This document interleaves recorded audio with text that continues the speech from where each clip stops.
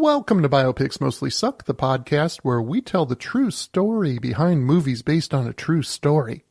Today we're going to talk about the movie The Imitation Game, a movie about Alan Turing and the work that was done at Bletchley Park to decode Nazi messages and win World War II. My guest for today's episode is Dawn. You know Dawn. She's been on other episodes. She's got great things to say. Well, she's my only guest today. It's new. It's a little weird, but I kind of liked it. And she requested that we talk about The Imitation Game as a way to right what she feels are wrongs that were done to Alan Turing. For a movie that intended to celebrate him and his achievements, the filmmaker sure got him wrong as a person. He was not humorless, he didn't have OCD, and he wasn't on the autism spectrum like they portray him. And he certainly was not a traitor, hiding the identity of a Soviet spy? I know the common response is, it's only a movie. But the fact is that there's a certain percentage of people who are going to come away from this film with the wrong impression of Alan Turing, because this is going to be the only place where they see anything about Alan Turing. The treatment of Alan Turing was Dawn's incentive for talking about The Imitation Game. And you can hear that she has some very strong reactions as we talk about how Turing's friend Joan Clark and his boss, Commander Denniston, were portrayed. Hopefully, we are able to salvage some sense of the people who did the incredible work at Bletchley Park, and I would like to think that we were able to provide you with some sense of what was lost by not portraying these people as they were in real life. The Imitation Game gets an 8 out of 10 rating from the Internet Movie Database, an 89% fresh rating from Rotten Tomatoes, and a 73% rating from Metacritic. The film was released in 2014, and it was written by Graham Moore, who won the film's only Oscar for the screenplay. He has few credits to his name, and this is the most high-profile project he has worked on. The movie was nominated for 7 other Oscars, including nominations for Keira Knightley and Benedict Cumberbatch. How is The Imitation Game as a movie? And how is it as a way to tell the story of Alan Turing and the work that was done at Bletchley Park? Let's find out as we talk about it. If you're ready, let's get started. And if not, just hit pause. We'll still be here.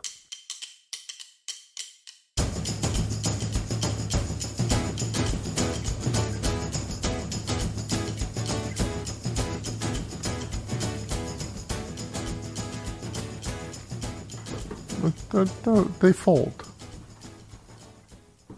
What are you doing to my headphones?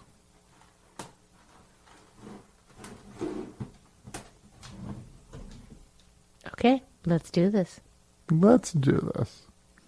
So we woke up in Chicago. We're here in San Diego to record. Yes. Hey, aren't we just cosmopolitan people? Well, we've certainly had a full day at any rate. We have. Yes. And, we don't have to be COVID distant for this discussion. No, it's just the two of us. Just the two of us from the same household. Ooh. And we can be within 6 feet of each other. And we are. Just barely, which means we can be up at the table instead of having the booms extended like we usually do with John.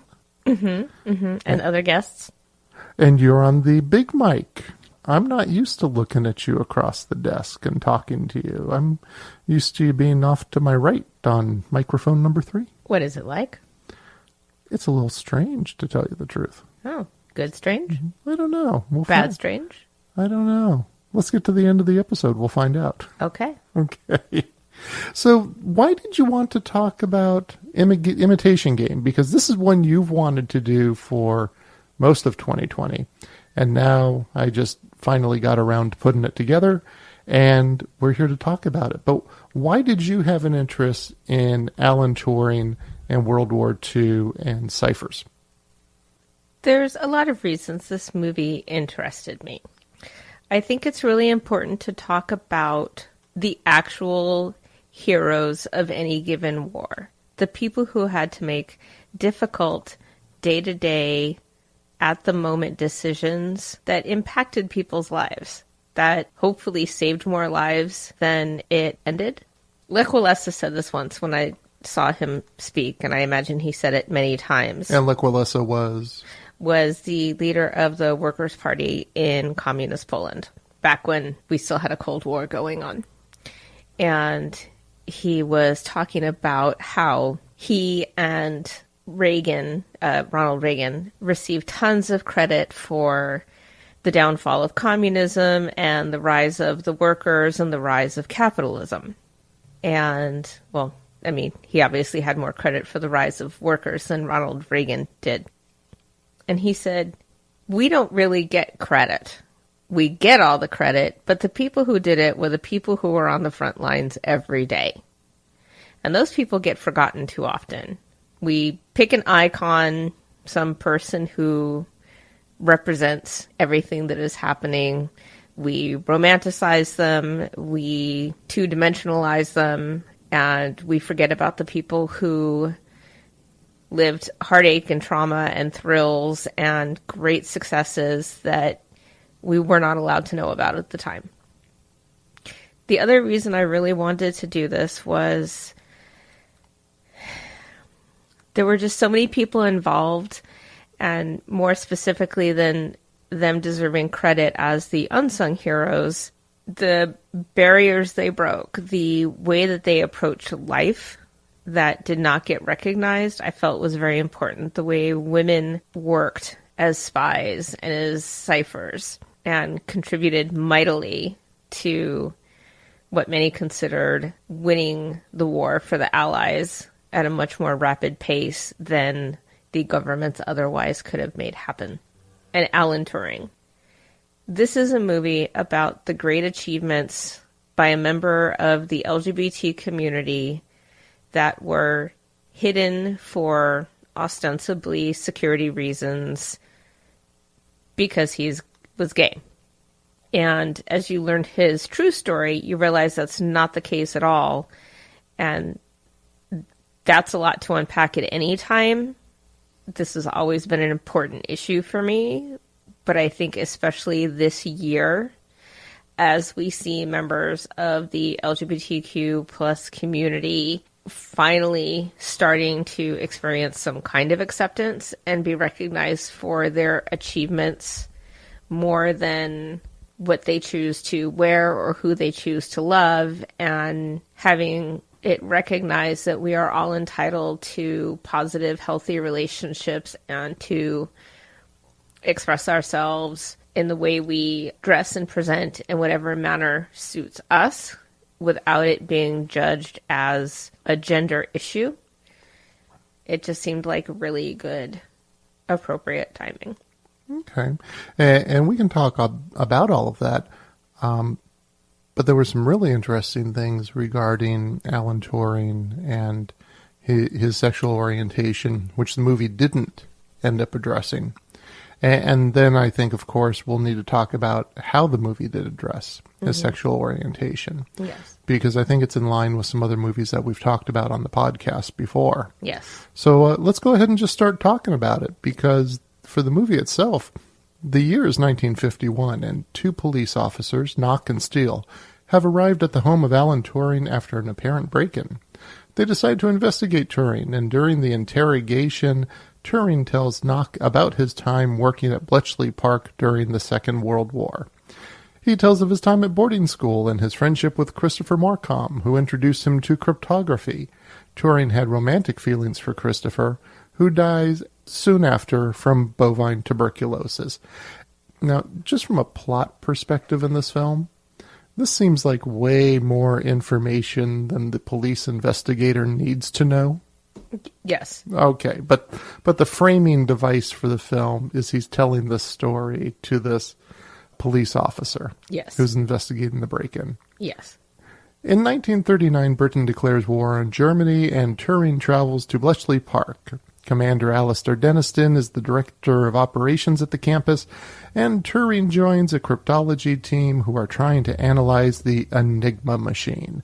This is a machine that the Nazis are using to send coded messages during the war. Turing is difficult to work with and considers himself to be superior to his colleagues. He works alone to design a machine to decipher the Enigma messages. When Commander Deniston refuses to fund the building of the machine Turing designed, Turing writes to Prime Minister Winston Churchill, who puts Turing in charge of the team and funds the machine, which was a great fuck you moment in the film. It was a great moment in the film. It was lots of fun to watch. Yes, it was. How much of that was accurate? We will take a look. Turing then fires 2 members of the team and places a crossword puzzle in the newspapers to recruit replacements. Joanne Clark is one of the people who passes Turing's tests, but her parents will not allow her to work with male cryptographers. Turing arranges for her to live and work with the female clerks at Bletchley Park, and Clark helps Turing relate to his co-workers, who then start to respect him. Turing builds his machine and names it Christopher. But because the Germans reset the encryption settings every day, the machine cannot determine those settings quickly enough to decipher the messages. Deniston orders the machine to be destroyed because he's not seeing the progress that he wants on decoding the messages, and for Turing to be fired. The other cryptographers threaten to quit in response. Clark plans to leave based on her parents' wishes. Turing then proposes marriage to her to keep her working at Bletchley Park, and she accepts. So her parents' beef was that it was looking unseemly for her to be there? In the late 30s and the 40s, yes, her parents were not on board with it. Mm-hmm. Turing proposes marriage and she accepts. During their engagement reception, Turing confirms his homosexuality to his co-worker, Cairncross, who warns him to keep it a secret. Also, while at the reception, Turing overhears a conversation from a female co-worker and realizes that he can set the machine to decipher words he already knows exist in certain messages. They realize that they cannot act on every decoded message, in particular, messages that convey an imminent threat to Allied forces. Turing finds out that Cairncross is a Soviet spy. When he confronts him, Cairncross argues that the Soviets are allies working for the same goals, and then threatens to out Turing for being gay. Later, MI6 agent Stuart Menzies appears to threaten Clark, and Turing reveals that Cairncross is a spy. Menzies says he was already aware of that, and had planted messages Cairncross leaked to the Soviets. Clark fears for her safety, and Turing tells Clark to leave Bletchley Park. He reveals to her that he is a homosexual. Clark says she had always suspected that, but insists that they could still be happy together. Turing tells her that he never cared for her, and only used her for her cryptography skills. Clark decides to stay at Bletchley Park, and refuses to leave at Turing's and her parents' insistence. After World War II ends, Menzies tells cryptographers that they need to destroy their work, and that they will never be able to share with others what they have accomplished or see each other again. We're back in the 1950s, and Turing is convicted of gross indecency, which was basically being gay in England in the 1950s. And in order to avoid a jail sentence, he opted for chemical castration so he could continue his work. Clark visits him at his home and sees that he has declined mentally and physically. After Clark leaves, Turing takes a last look at his latest machine in his apartment and turns off the light in the room. He walks off screen. The film ends with an epigraph that tells us that Turing committed suicide at the age of 41. In 2013, he was granted a royal pardon by Queen Elizabeth II, honoring his unprecedented achievements. So, Dawn, what are your thoughts on the film The Imitation Game? I think it's a fun movie to watch. It's fun to see someone who's really smart and knows how smart they are and insists on being able to do the job that they've actually been hired to do without fetter and without interruption and with the adequate funding and other resources needed to actually execute the job and the time that it would take to do the kind of job that has been asked of him.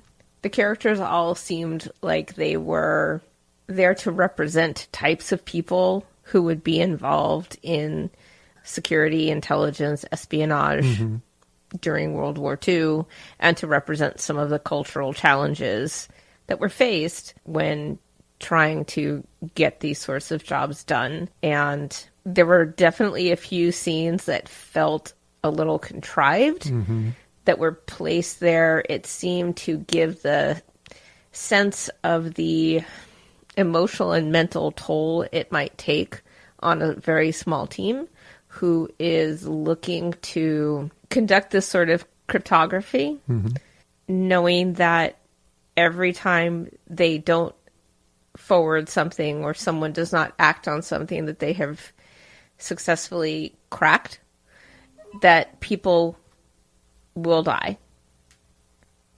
And having to look at the long term in a way most of us never would have to. Yeah, every decision they made had life and death stakes to it. You're absolutely right. Rather than being representative of an individual person, each character in the film, to me, seemed to represent a trope in a certain way, and no more so than Turing. Turing was very much just portrayed as, you're going to be the closeted homosexual, and there's going to be a price to pay, which is something that we've seen in other biopics on how they've handled sexuality. First episode we ever did on this podcast, Bohemian Rhapsody, received some criticism for treating Freddie Mercury exactly that way. The Human Rights Campaign, however, applauded the film for bringing Turing's achievements to a wider audience. And I think that's part of the challenge with films like this, is you do want to applaud that someone's accomplishments have finally been brought to light. Given the truths of Alan Turing, it is a remarkably offensive way to frame his life. And we'll be able to flesh that out a little more. But I think you're absolutely right on that, because I think it's one thing to bring someone's achievements to light. I think it's another thing to bring them to light. And I think what the Imitation Game really fails to do is it fails to bring the wholeness of Alan Turing forward, which I think in a way would be more of a compliment towards his legacy than just his achievements. There are a number of huge inaccuracies historically in this film. British historian Alex von Tudzelman, which seems to be the name for a British historian. I was about to say that. Well, he can't do anything else for a living after you get a name like that. He was named to be a historian. And he was writing for The Guardian in November of 2014 and pointed out many historical inaccuracies in the film, and said in conclusion, historically, The Imitation Game is as much a garbled mess as a heap of unbroken code. Okay. Journalist Christian Carroll also found numerous historical inaccuracies, describing the film as constituting a bizarre departure from the historical record that changed Turing's rich life to be multiplex-friendly. So, Dawn, regarding the entertainment value of the movie The Imitation Game, yes, what would you give it between 1 and 5 stars? I would absolutely give it a 5. It is a fun watch. It's a good watch. It makes you feel good about Alan Turing. It gives you a sense of the enormousness and the enormity of the decisions they were making. Even when some of it felt a little contrived, it puts you in the cultural space necessary, I think, to understand some of the people involved, and puts you in the emotional space of what it could be like to be the one making those kind of decisions when you are not someone who is a lifetime civil servant or a lifetime military enlistee or officer, that you are someone who has come in only out of duty to country, and the introduction to the sorts of decisions that have to be made that you would not otherwise face and would not anticipate having not taken on a lifelong service role. For me, I'd have to give it a 3. It just felt so formulaic on how it approached everything that my bullshit detectors went off even without knowing the exact history of Alan Turing. It just rang false even before I knew the facts. I was waiting for a montage to take place. Okay, I'm bumping it down to a 4. You're bumping it down to I'm a 4? bumping it down to a 4. Okay. You're right. Those things did bother me. And the thing is, on first viewing, it did not. And I think that's part of thinking about how to rate the film. Mm-hmm. But the second and third time I viewed it for the podcast, some of it just felt gross to watch. Yeah. And for me, again, the big thing is how his sexuality is dealt with. And it's, I just had some big problems with the presentation of it. And we'll talk about how he was in real life. And I think that'll make it clear why I feel it deserves a 3. Okay. Okay. Well, let's go on and talk about the facts, because in this portion of the podcast, we will talk about how facts were presented in the film and the historical and factual accuracy of each item. At the end of our discussion, we will give the film a letter grade for truthfulness and accuracy of those historical elements. Let's get started. As we discuss the facts, I need to point out that the movie The Imitation Game is based on a biography titled Alan Turing, The Enigma by Andrew Hodges. Such a good read. You've read it? Yes. It's a good book? It's a good book. Really? Yes. And did you read it before or after the film? After the film. After. And that's part of what made me so angry about how he was portrayed. I was just going to ask you because it infuriated me. I was enraged by the time I was done reading it. There is so much that is in the book that is changed for the movie. Quite a bit. So let's go ahead and talk about the subject himself, Alan Turing. And we'll talk about what was in the movie. Alan Turing is presented as a closeted gay man who is egotistical about his abilities. He is presented as having qualities and mannerisms that seem to place him on the autism spectrum. He doesn't have much of a sense of humor. He really doesn't have an awareness of other people's feelings in a situation. And the Imitation Game shows that he single-handedly creates the machine that broke the Germans' Enigma code. Well, isn't he a superhero? Well, what really happened? Well, what really happened, the movie does show him at boarding school, and in real life, Turing was bullied and was nailed under the floorboards. But this is not how he met his fellow schoolmate, Christopher Markham. They bonded over math and chemistry, not ciphers. Turing did have romantic feelings for Markham. However, Markham did not reciprocate the feelings.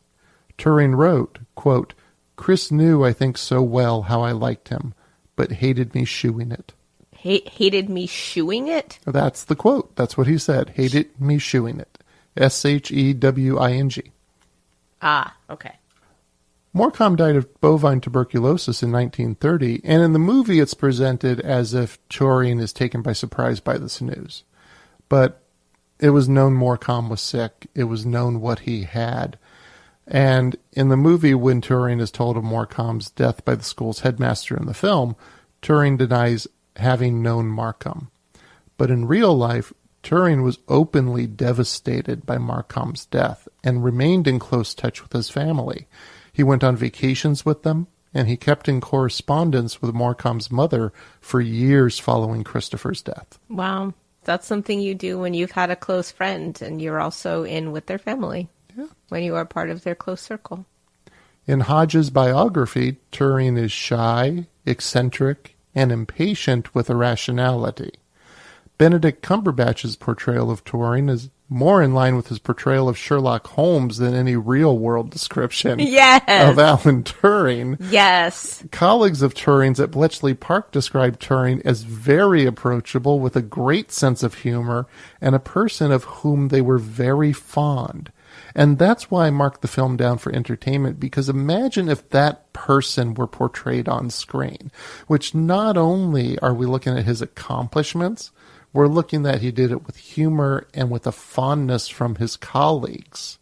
That would have been something to see. And I think that's more important for people to see. That someone who could have run roughshod over people did not. Yes. That he had kindness and compassion and humor, all characteristics that people say are important in leadership. And instead the movie makes him out to be some odd duck genius who his colleagues kind of have to learn to like because of what he can achieve. Or learn to tolerate. There is no evidence that Turing suffered from obsessive-compulsive disorder and had a need to separate his peas and carrots on the plate, as they show in the film. In fact, he generally had a very unkempt appearance, which would suggest an argument against OCD. A key plot point of the film regarded Turing not liking sandwiches. Remember, there's that whole point Yes. when I think it's Karen Cross is saying, we're going out for lunch. Yes. I'm asking you to go to lunch. No, you didn't ask me to go to lunch. Yeah.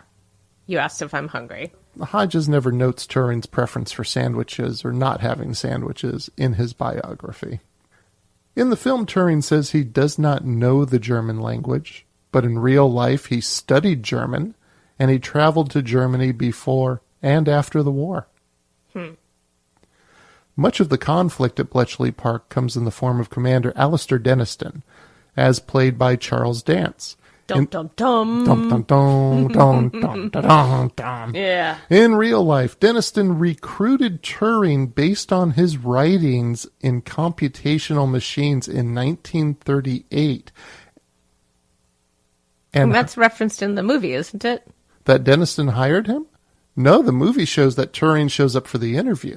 No. It's his writing is referenced. His writing is referenced, not that... But it's referenced in a derisive way. It is, yes. Not that it was used as a screening tool to decide if he was appropriate for this. And not that Denniston was a fan of his in any way. No. No, Denniston most definitely was a fan of Turing's and hired him to work full-time at Bletchley Park in 1939. There is no record of the pair having a contentious relationship, and there is no record that Denniston ever tried to fire Turing. With that said, this may be a case of presenting a conflict between Turing's approach to the work and the constraints of a military system. Colleagues say that Turing was, quote, always impatient of pompousness or officialdom of any kind. Anne Hodges writes that Turing, quote, had little time for Denniston. Turing and his colleagues wrote a letter to Winston Churchill to request more resources and staff in 1941, and Churchill quickly granted their request. He did not end up promoting Turing, though, and Turing did not end up firing people. That's a shitty thing to have in the movie, then. All of that. One of the things we like to do on this podcast is to find out what the real-world outcomes are when liberties are taken with a historical figure. In the case of the representation of Commander Denniston in The Imitation Game, Denniston's family took issue with the portrayal. Good for them. And his granddaughter, Judith Finch, said, quote, while the much-acclaimed film The Imitation Game rightly acknowledges Alan Turing's vital role in the war effort, it is sad that it does so by taking an unwarranted side swipe at Commander Alistair Denniston, portraying him as a hectoring character who merely hindered Turing's work. She continued to say, he, quote, is completely misrepresented. They needed a baddie, and they've put him in there without researching the truth about the contribution he made. That's super shitty. Mm-hmm. And I can't figure out if it says more about what Hollywood thinks of the intellectual capacity of its paying viewers, or the importance it puts on a person's reputation versus its ability to make money. The idea that they have to have a goodie and a baddie, because this is consistent through many movies. Biopics in particular. When there are no baddies to be had, there's nuance, and they treat nuance like it is the enemy of all box offices. Would you like to hear how screenwriter Graham Moore responded to this feedback? Oh, do tell. He said that the film shows, quote, the natural conflict of people working extremely hard under unimaginable pressure. Oh, for fuck's sake. Would you like to expand on that a little? These are the people who dedicated their lives to making sure that the Allies won the war and that the Nazis did not take England, Great Britain at large, the United States, or other allied countries. And we are not currently under Nazi rule because of them. And of course people have frustrations, but they don't manifest in overt hostility, which is how it was presented in the movie. Yeah, so shame on him. Fuck him. He should never make a movie again. So far in the film, we have Deniston, who was a fan of Turing and brought him into Bletchley Park, being turned into his nemesis. Mm-hmm. And then we have Turing himself, who was well-liked, got along with his colleagues, was approachable, and had a sense of humor, being turned into this person who wasn't approachable, who couldn't relate to people at all, and who had no sense of humor. Mm-hmm. Who had a nonsensical, bizarre combination of what they tried to present as a variety of mental health issues. Mm-hmm. Yeah. Yeah. Which, again, does that link to his sexual orientation and how it's presented as well? Let's get off of personalities for the moment. Okay. Dawn, take a deep breath, please. Thank you. And let's talk about the machine. Okay. So what was in the movie was the machine. Christopher. Named Christopher by Turing as a tribute to his first love, is designed and built solely by Alan Turing at Bletchley Park. What really happened? The machine was originally designed by Polish mathematicians years earlier and was named the Bombe. All right. The Bombe spelled B-O-M-B-E because the bomb is referring to the electromechanical device that is turning. Okay. That's what a bomb is. Okay. The Poles noticed that in each German encoded message, Germans encoded the first 3 sets of letters twice. This allowed the Polish cryptographers to search for patterns. Once the Germans discovered the double encryption error, improvements needed to be made in the design in order to decode the Germans' messages. These improvements were made by Turing, with the collaboration of Gordon Welchman, a fellow mathematician who is not shown in the movie at all. Their design was essentially 36 Enigma machines linked together that worked to eliminate the variables. It is way too complicated to talk about this on a podcast, especially without using charts, graphs, and some heavy mathematics. But they relied on using communications that were in the same format each day, which would have the same words used in each transmission. Now, they did not rely on messages from a flirtatious German soldier, as is shown in the movie. What they did use was the Atlantic Weather Report, because the Atlantic Weather Report had the same format that was used day in, day out. There were certain words in there, such as weather forecast, which were used in each report, and they could go ahead and figure out the coding based on that. Also, the machine didn't do the full job. All the machine did was limit the variables. After that, you were left with about 3 to 5 different variables that could be in play for the coding, because the Enigma machine had 3 different dials on it. It was after the bomb had done its work that cryptographers would have to go and take a look at that information and then be able to narrow it down. But 3 to 5 is a lot less than, I think it was like 1.3 million was the number of variables in play for a decoded message from the Enigma machine. So the bomb definitely did quite a bit of work. And if you'd like to see more about this, I did find a video of one of the women who ran the bomb machines at Bletchley Park during World War II. Yeah. She shows you how the machine works, and she puts it through its paces. It's really interesting to watch, and she gives a lot of great information.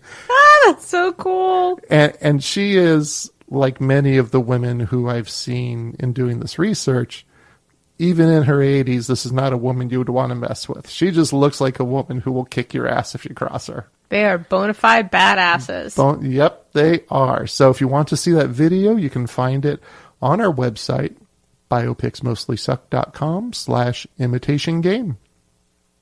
So this new improved bomb machine, which was created by Turing and Gordon Welchman, was nicknamed Victory. it was never named Christopher. And those who knew Turing say it is highly unlikely he would be so sentimental to name a machine after a person. Who he had affection for when he was a kid. Yes, that was just something that wasn't in his nature. That's not the type of thing he did. No, it's very schmaltzy. It is. It's interesting to note that the machine you see in the movie looks very much and works very similarly to the replicas of bomb machines that have been recreated. There's a big difference in the movie version and the real version, though, and that is the large amount of red wiring that you see going on the outside of the machine and crossing over the top. Mm-hmm. That was added by the production designers to give the impression of blood pumping through the machine. It only gave me the impression of these were older machines, and they typically had larger workings than we see currently. It should be noted that in total, there were 200 bomb machines built, and they were each run by 2 women 24 hours a day, 7 days a week. Wow. At the end of the war, these same women were given screwdrivers and were told to dismantle the machines. Man, that had to be rough. But what choice do you have? Yeah, I mean, it's alluded to in the film, but the movie gives the impression that there was one machine that did the job. Yeah. And it was all in Hut 8. Yes. Because they have the bonfire at the end, destroying all the information. No, it was far wider than that. There were hundreds, maybe thousands of people who worked on this effort to defeat the Nazis and decode their messages. And the movie boils it down to 8 Hut people. 8? Hut 8. and that's it. The people who made this movie are terrible people. Let's go ahead and talk about Joan Clark.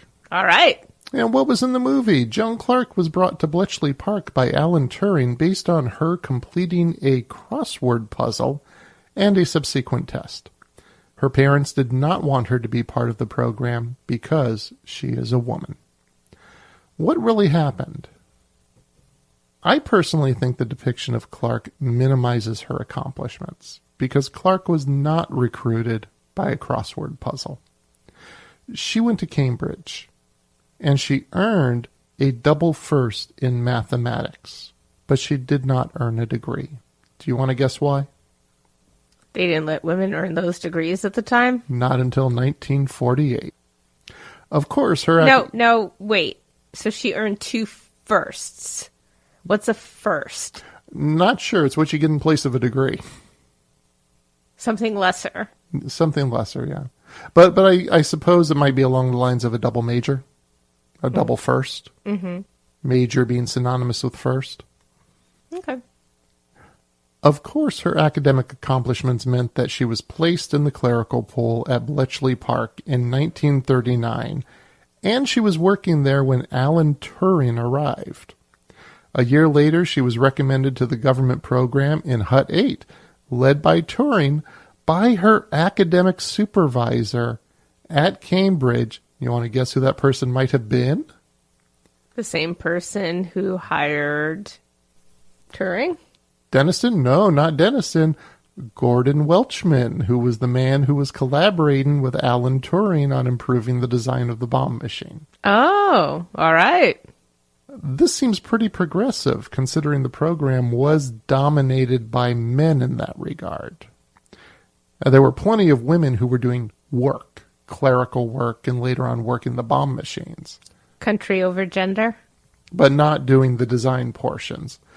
However, the crossword puzzle is an interesting thing because it was used by the British government kind of accidentally to recruit code breakers. Do tell. I love a good crossword. Okay, let's take a bit of a detour and talk about this because in 1942, the Daily Telegraph newspaper in London kept receiving letters with the complaint that the crossword puzzles were too easy and could be solved in minutes.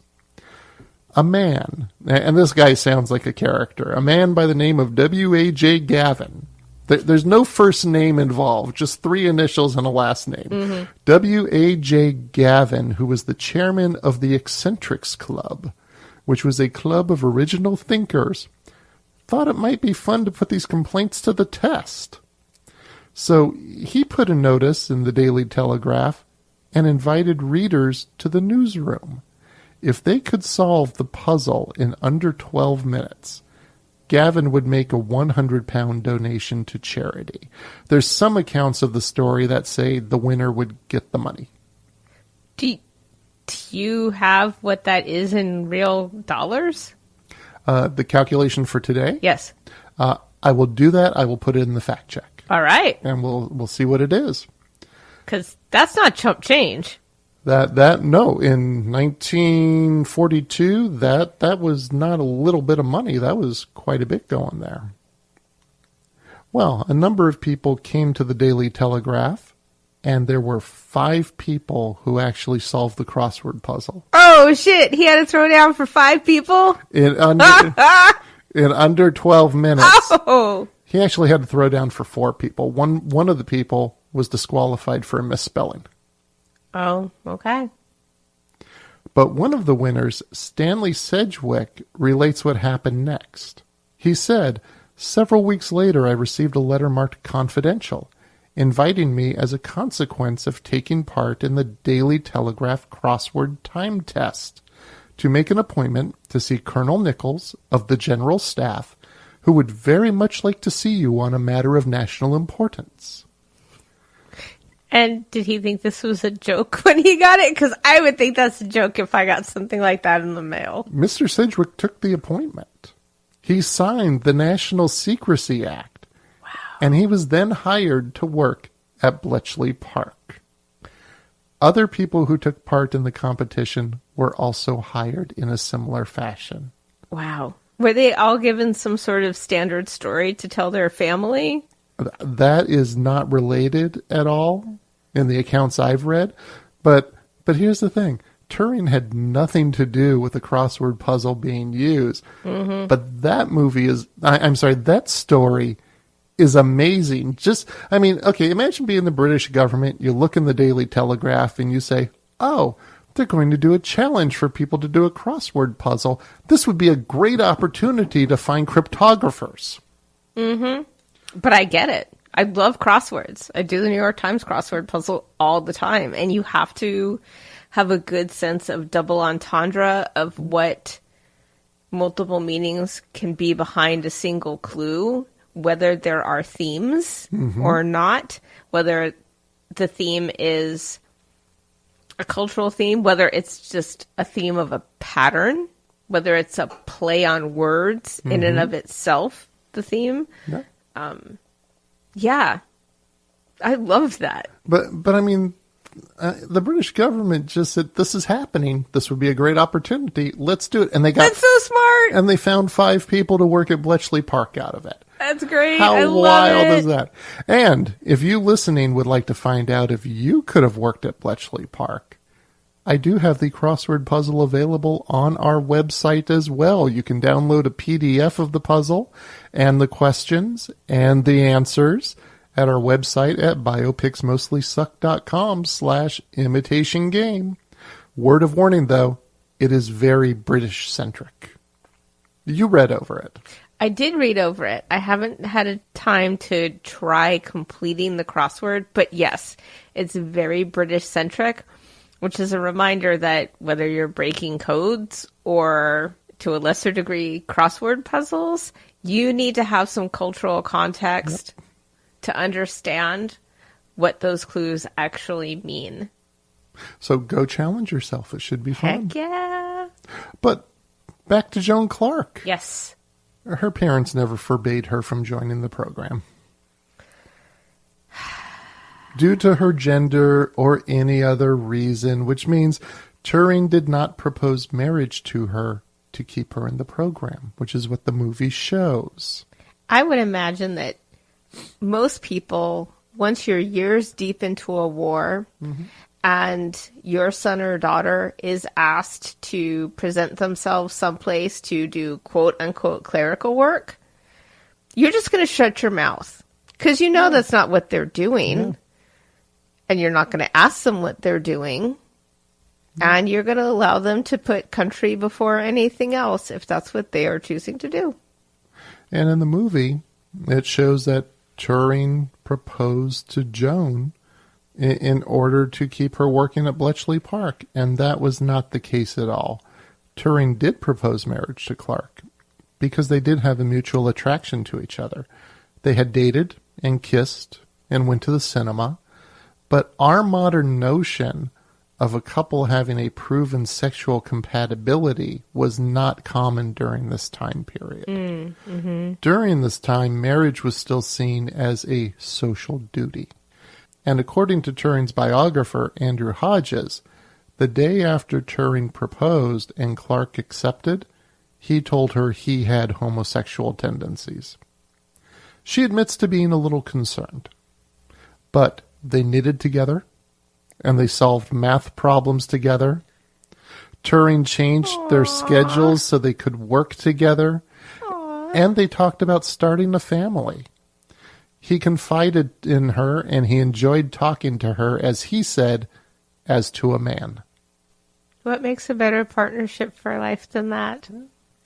Turing could be himself around her. You can't ask for more. After a week-long holiday in Wales, he decided to end the relationship. Oh. And he used a poem, part of a poem, The Ballad of Gael by Oscar Wilde. Oh, okay. Which is interesting to note. Oscar Wilde was also pardoned at the same time Alan Turing was by Queen Elizabeth. Huh. Well, let's go ahead and take a look at the lines he chose to break up with Joan. By Oscar Wilde, The Ballad of Gael.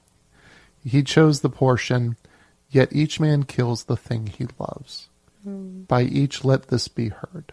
Some do it with a bitter look, some with a flattering word. The coward does it with a kiss, the brave man with a sword. Some kill their love when they are young, and some when they are old. Some strangle with the hands of lust, some with the hands of gold. The kindest use a knife, because the dead so soon grow cold. Some love too little, some too long, some sell and others buy. Some do the deed with many tears, and some without a sigh. For each man kills the thing he loves, yet each man does not die." Wow. And what of their relationship after that? Since they were all still at Bletchley. Well, there's definitely a strain put on their relationship. I would imagine. But they remained friends until Turing's death in 1954. Joan Clark remained very private in her personal life. The full extent of her work at the war will never be known. She died in 1996. But if you would like to see her talk about her relationship with Alan Turing, I have that video on our website, which is biopicsmostlysuck.com/imitation game. It's an interview with her from 1992, 4 years before she died. I'll be tuning in. So how much was taken away from her in the film? So much. So much. Her autonomy, and even just what was taken away from her parents, that they would look at this more around the unseemliness of it. And maybe I don't know enough about the era, but I can only imagine that when you're asked to go serve the government in some way during wartime, that it's assumed that you have something to offer and you go. And that it's okay with your family. And maybe I'm interpreting that incorrectly. Maybe I don't have enough of an understanding of the culture at the time, but so many women were spies at that time. I can't imagine that they all did it in defiance of their families. Nothing would have ever gotten done. Yeah. There would have been such an uproar. Maybe that's why the movie presents so few women working at Bletchley Park. Maybe. Because otherwise they'd have to explain why all these women were here. Was there just a nation of parents who were just being defied? Wringing their hands. worrying about the marriageability of their daughters. Yeah. Yeah, I don't know. Or just, I think they mentioned her education very briefly in the movie. I can't remember. That was dismissed. I think they used the crossword puzzle just to move the story forward, but in doing so did such a disservice to her skills and her intellect and her knowledge. I don't think it would be difficult to write a short scene different from a bunch of people taking a crossword puzzle,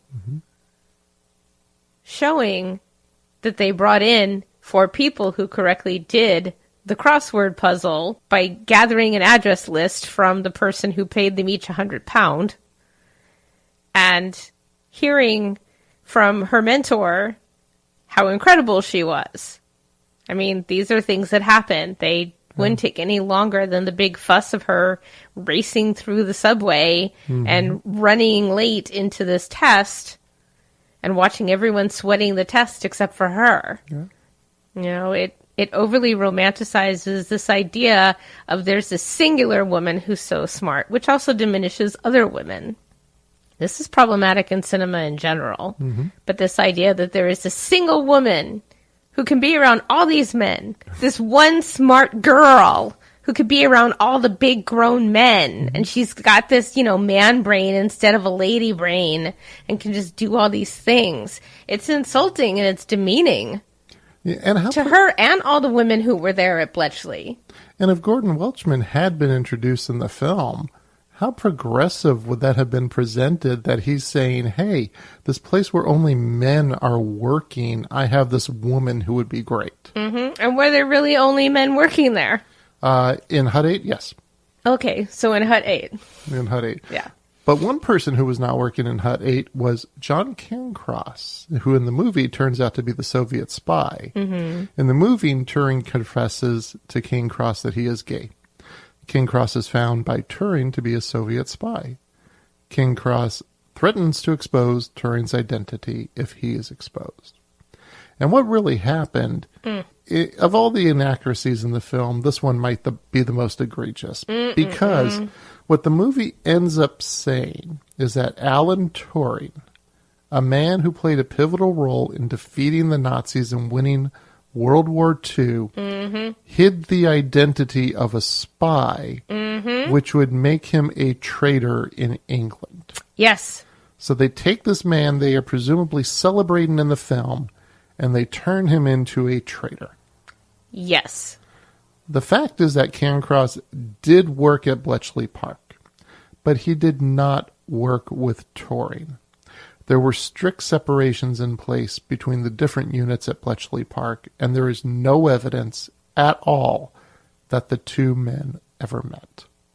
Appalling. Did he confide to people that he is gay? Turing? Yes. His social circle knew. He didn't take great pains to hide it. He made passes at men and usually failed, are the accounts. But no, he did not hide the fact that he was gay from people in his social circle. So this bizarre conceit that the movie has that he was potentially able to be blackmailed and was problematic for the government. And that he was, quote, admitting his homosexuality while being interrogated by these two cops. Because the cops thought he was a spy initially in the film. And then came across he was gay. So they ended up charging him for, and I quote from the movie, he's a poofster.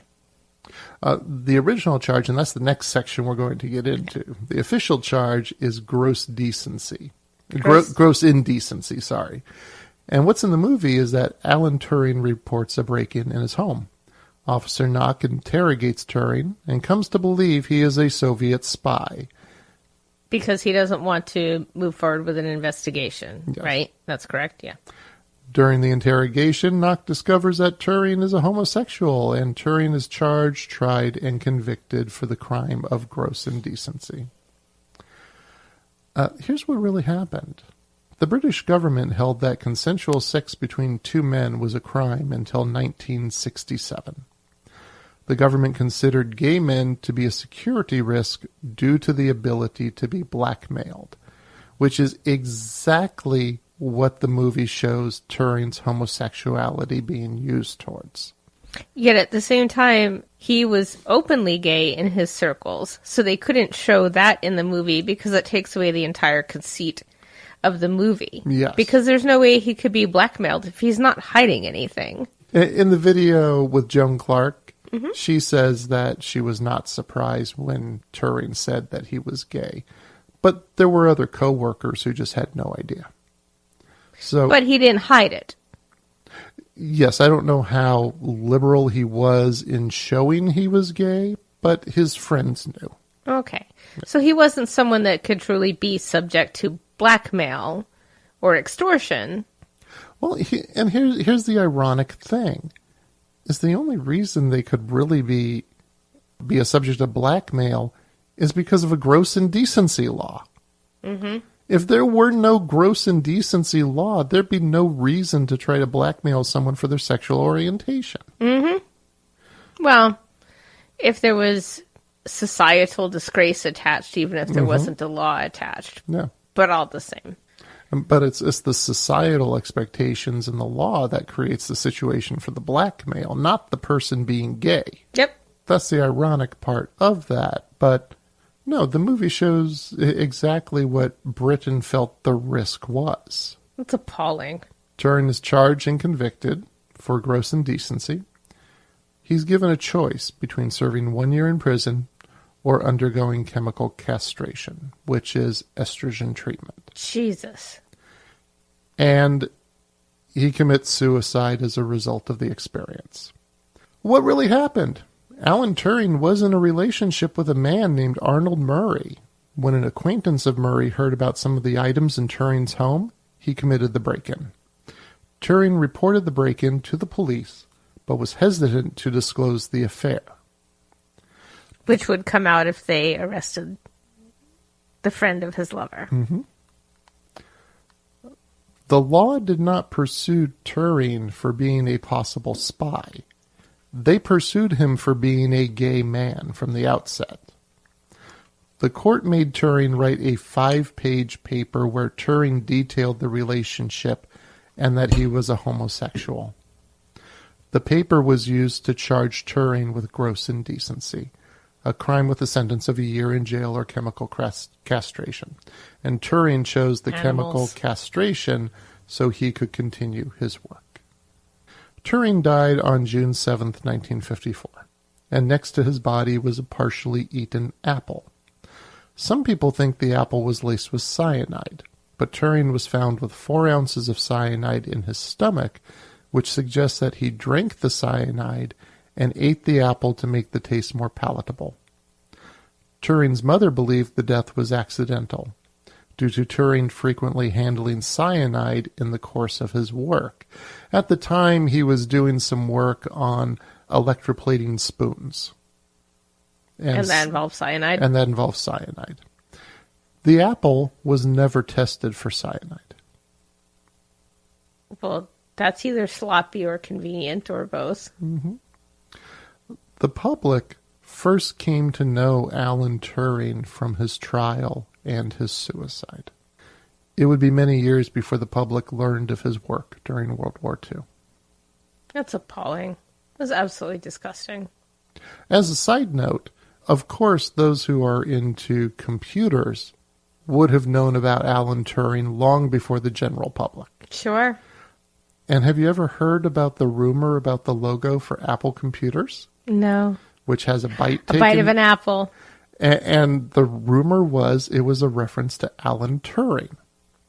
Has Apple substantiated or dispelled that rumor?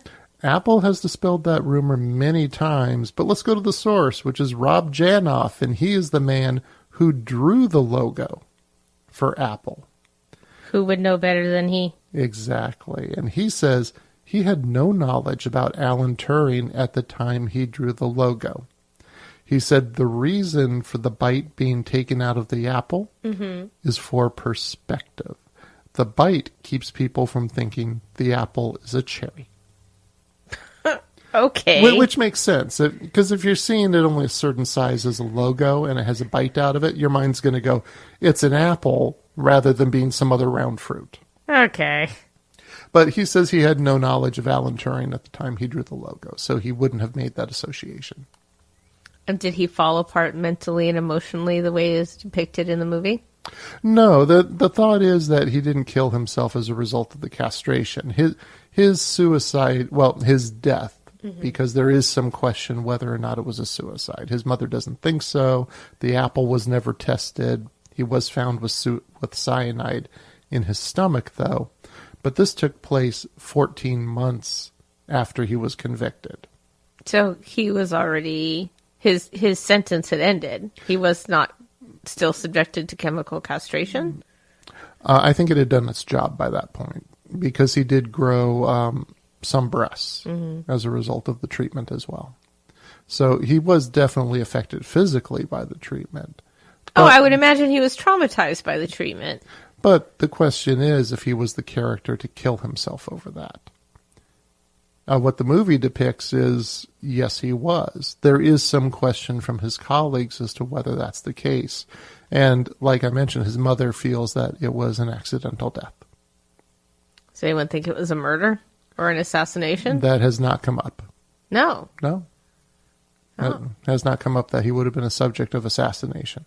Even though he was someone who had these many secrets, supposedly. And well, one would have to know. And that apparently that knowledge didn't come out of Bletchley Park until the 70s. But the people in Bletchley Park knew it. The work he did? Yes. Yes, but remember... their intelligence agencies knew. Those in Bletchley Park, no one was talking about their work even with each other. No. So there was a code that was being followed, and one could make the assumption that they were, if they were committed to the cause enough, they were following that code decades later. And that the government would not feel compelled to kill any of them. I haven't seen anything regarding a conspiracy theory with Turing. So it was all either purposeful or accidental. Self-inflicted. Yep. Oh, and the movie shows Joan Clark visiting him during this time period. She never did visit him during this time period. Did they stay in touch after Bletchley? They were in touch until his death. Oh, that's right. You said that. Did she marry and have kids like they show in the movie? She went on to marry. She did have kids, and she had a happy marriage. So they acted like grown-ups, is what you're saying. Yes, like grown-ups would. Grown-ups who care for each other. Grown-ups who care for each other. I would doubt that caring they had for each other went away. Well, obviously not. If he dumped her with a poem and they remained in contact. Yeah. So, let's go ahead and give this movie a score for the truth. If we were to grade it on a letter grade of A through F, Don, what would you give the Imitation Game? I would give it a D. I mean, Bletchley existed. Turing existed. Joan Clark existed. A machine of some kind similar to what was portrayed in the movie existed. World War II happened. But those are pretty bare bones. Yeah. I'd be with you on a D there. I think that it would have been a much more enjoyable film if they presented the people we just talked about. I think it would have been incredible to see that. That's who I would like to see. I would like to see Deniston as a fan of Turing. I would like to see Turing joking with his colleagues and accomplishing incredible things. This whole idea that you have to be some tortured genius or you have to be this oddball who's not understood or appreciated until you produce something is just ridiculous. Or just even a government who says, yes, we're going to give you money for this because this is our only shot at possibly winning this war. And the time pressures that are put on there in the context of the government needing things to be fast to avoid more casualties and a lengthier war, and not just because they're not happy with it. Yeah. And racing in and destroying a machine. And I would love to have seen a relationship that is presented as love, but not in the context in which it's always presented in film. I am sure there are many more couples that were in the position that Alan Turing and Joan Clark were in. Oh, absolutely. I mean, later on, women became known as beards when they were with a gay man. Yes. But that was, and that's to reference hiding of the person's being gay anyway. Mm-hmm. You know, but I think this is one of those sorts of things that makes a very neat package for Hollywood. Yeah. And they tend to like that. And relationships are much more complex and complicated. Romantic and platonic relationships, same sex, opposite sex, anything that's not neat and doesn't fit into a trope doesn't seem to get much attention other than in small indie films. yeah. So you would then agree with journalist Christian Carroll, who we talked about earlier, who said that Turing's life was made to be multiplex friendly. Yes. And that should be taken by everyone who produced and directed this film as a grave insult that it is. Yeah, I think Turing and Clark and the other people who were presented here deserved so much better in a depiction of their lives. Absolutely. And their work. Absolutely. And their work. All right, Dawn. Thank you for joining me. Sure thing. Thank you. Now is the time when we fact check ourselves. I can't possibly presume to have every answer for every question that comes up during our conversations, and sometimes our guests will ask me to do some extra research, and I will share that information here. For instance, Dawn asked me what the 1942 100-pound prize money would be in 2020 pounds. If that prize were given for completing a crossword puzzle in under 12 minutes today, that winner would bring in a cool 4,747 pounds. That would buy a lot of pencils. Dawn had asked about Joan Clark and if she married or had children after Alan Turing broke off their engagement in 1941. Clark was a very private person, and a neighbor said that she did not talk about her personal background and that she was awkward in social circles. It was known that she loved botany, chess, and knitting. In 1947, Clark met Lieutenant Colonel John Kenneth Ronald Murray, a retired Army officer who had served in India. Clark and Murray were married on July 26, 1952, at Chichester Cathedral. Murray died in 1986, and Clark died 10 years later. I should note that I was mistaken in our conversation when I said they had a couple kids. They had no children.